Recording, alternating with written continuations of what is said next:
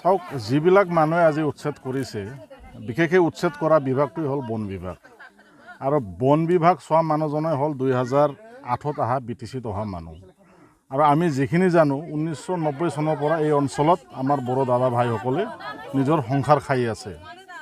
আজি অসমত চৰকাৰ আছে জাতি মাটি ভিত্তিক লৈ পেলাই চলা চৰকাৰ। ইয়াৰ পৰা দেখা গৈছে যে যিজন ব্যক্তিসকলে আজি জাতিটোৰ নাম লৈ পেলাই সংগ্ৰামত নামিল আৰু এইবিলাক মানুহে আজি আইন কানুন কথা কৈ পেলাই নোটিছবিহীনভাৱে মানুহসকলক উচ্ছেদ কৰি আছে। এটা গভৰ্ণমেণ্ট ছিষ্টেম হিচাপে আমি জানো যে যিকেইটা মানুহক উচ্ছেদ কৰা হয় তেখেতসকলক প্ৰথমে নোটিছ দিয়া হয়, কিন্তু ইয়াত দেখিছোঁ নোটিছবিহীনভাৱে আমাৰ বড়ো দাদা ভাইসকলক ইয়াত উচ্ছেদ কৰিলে। চাওক আমি BPFৰ ফালৰ পৰা আহিছোঁ, মাননীয় শ্ৰীযুত হাগ্ৰামা মহিলাৰীদেৱে আমাক ইয়াত খবৰ ল'বলৈ দিছে আমাৰ কেন্দ্ৰীয় সভাপতি ডাঙৰীয়াই।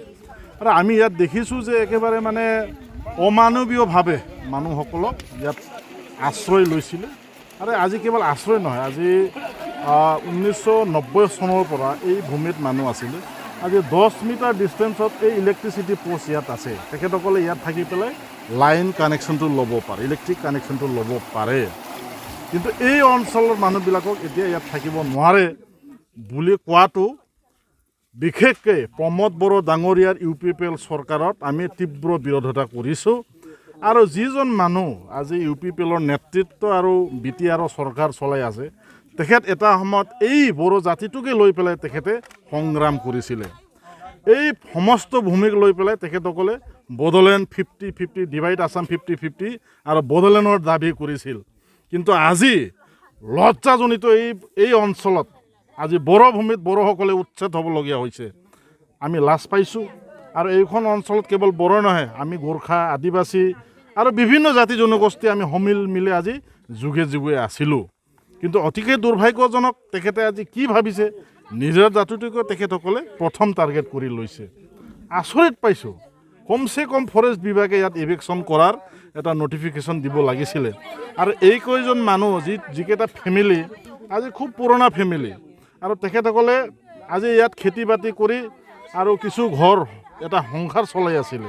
তেখেতসকলক আৰ্থিকভাৱে চৰকাৰে সহযোগ কৰিব লাগিছিলে। সেই সময়ত তেখেতসকলে উচ্ছেদ কৰি আছে। একেবাৰে তীব্ৰ বিৰোধিতা কৰিছোঁ। আৰু নিশ্চিতভাৱে মাননীয় শ্ৰীযুত হাগ্ৰামা মহিলাৰীদেৱ আৰু BPFে তেখেতে প্ৰত্যেক মিটিঙত কৈ গৈছে যে যিবিলাক অঞ্চলত ফৰেষ্ট বিভাগে BTC অঞ্চলত থকা যিমান মানুহসকলৰ ঘৰ বাৰী উচ্ছেদ কৰিছে আমি নেক্সট দিনত আহি ঘৰ বনাই দিম বুলি কৈছে। আৰু নিশ্চিতভাৱে এতিয়া ৰাইজে বুজি পাইছে যে প্ৰমোদ বড়ো UPPL চৰকাৰখনে আৰু এই BTC অঞ্চলত কাকো ভূমিৰ পট্টা বা ভূমিৰ অধিকাৰ নিদিয়ে। আৰু 2025ত মাননীয় শ্ৰীযুত হাগ্ৰামা মহিলাৰীদেৱে এই অঞ্চলৰ বসবাস কৰা সকলো জাতি জনগোষ্ঠীক ভূমিক অধিকাৰ দিব বুলি আমি বিশ্বাস কৰিছোঁ। যেহেতু দীৰ্ঘদিন ধৰি আপোনালোকে 17 বছৰত শাসনত আছিল, তেতিয়াৰ দিনত কিন্তু এনেকুৱা ধৰণৰ উচ্ছেদ হোৱা নাছিল।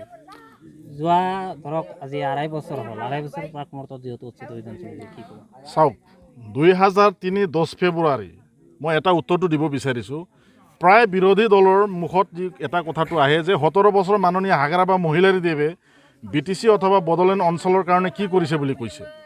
কিন্তু আমি জানিব লাগিব 2003 10 ফেব্ৰুৱাৰীত যিটো চুক্তি BTC চুক্তি মাননীয় শ্ৰীযুত হাগ্ৰামা মহিলাৰীদেৱে কৰি আহিছে, সেই চুক্তিৰ আধাৰতহে আজি সকলো জাতি জনগোষ্ঠী BTCৰ বাসিন্দা। এই কথাটো আমি পাহৰিব নালাগে।